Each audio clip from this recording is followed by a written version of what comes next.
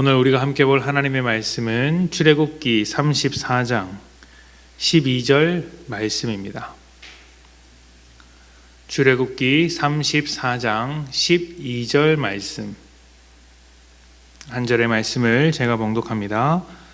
너는 스스로 삼가 내가 들어가는 땅의 주민과 언약을 세우지 말라. 그것이 너희에게 올무가 될까 하노라. 아멘. 애굽에서 벗어난 이스라엘이 최종적인 목적지를 향하여 걸어가고 있는데 그 목적지가 바로 가나안 땅입니다. 이스라엘 백성들은 가나안 땅을 정탐하고 나서 젖과 꿀이 흐르는 아주 대단한 땅, 어깨 메고 다녀야 할 정도로 포도가 가득 열리는 땅이라고 말했습니다. 물론 이것은 은유적인 표현입니다. 실제로 그런 땅은 아니죠. 가나안 땅은요, 원래는 물이 부족하고 척박한 살기에 굉장히 힘든 땅이라고 말할 수 있습니다. 그럼에도 가나안 땅으로 인도하신 이유는 하나님을 의지하며 살기에 가장 좋은 땅이기 때문입니다. 변함없으신 하나님은 비를 내려서 사람들에게 필요한 것을 공급하실 것입니다. 그렇기 때문에 이스라엘이 변하지만 않는다면, 그들이 하나님과 함께 살기만 한다면 젖과 꿀이 흐르는 풍족한 땅에서 사는 것과 다를 바가 없는 것이죠. 하나님께서 그들의 젖과 꿀이 되어 주실 것이기 때문입니다. 오늘 말씀에서는 가나안 땅에 들어갈 때 그 주민과 언약을 세우지 말라는 말씀을 듣게 됩니다. 그런 말씀이 나오는데요. 이 언약이라는 것이 단순한 약속이 아니라 어떤 공적인 계약이라고 할 수 있습니다. 이스라엘과 하나님 사이에도 언약이 있었죠. 하나님은 이스라엘 백성의 하나님이 되시고 이스라엘은 하나님의 백성이 되는 것입니다. 그러니까 이 언약은 언제나 쌍방간의 역할이 있습니다. 하나님은 하나님으로서의 역할, 백성을 인도하시며 돌보시는 그 역할을 다 하시고, 이스라엘 백성은 하나님을 경배하며 그 뜻에 순종하는 역할을 다 해야 하는 것이죠.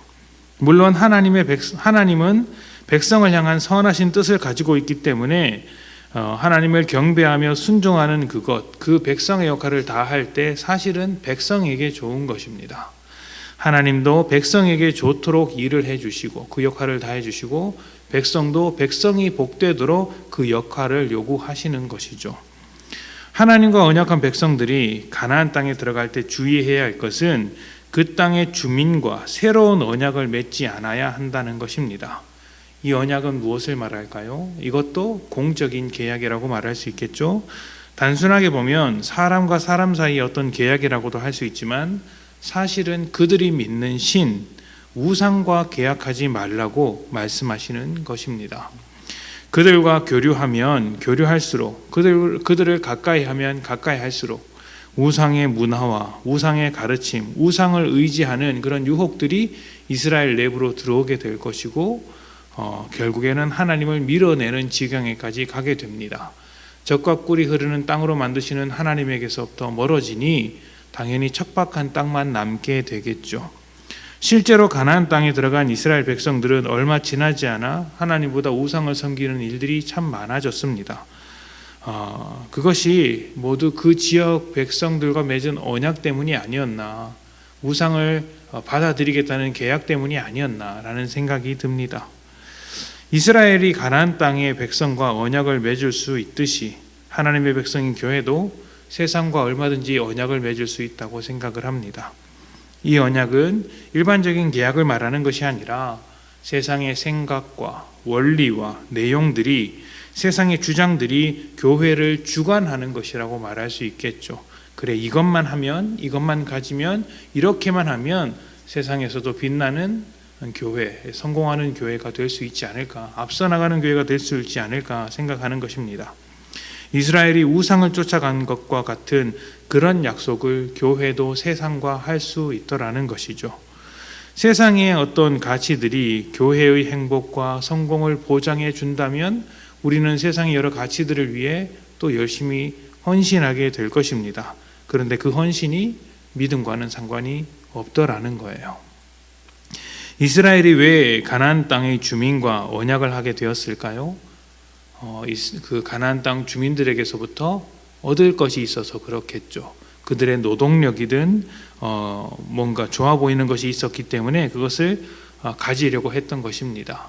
젖과 꿀이 흐르는 땅이었지 않습니까? 그들 나름대로 뭔가 가지고 있었던 것이죠. 그러니 그 땅의 우상들을 쫓아갔던 것입니다. 그러니까 우리가 그럴 수 있는 거예요. 우리가 좋아 보여서 세상에 있는 것들을 쫓아가고 언약을 맺어갈 수 있습니다. 내 인생을 맡아달라고 세상과 계약하는 것이죠. 그렇게 계약하는 것을 보고 오늘 성경은 올무가 되었다라고 이야기를 합니다. 너희에게 올무가 될 것이다. 어떤 계약이든 도장 찍는 순간 그 계약에 매이게 됩니다. 그래서 도장을 함부로 찍지 말라고 하지 않습니까?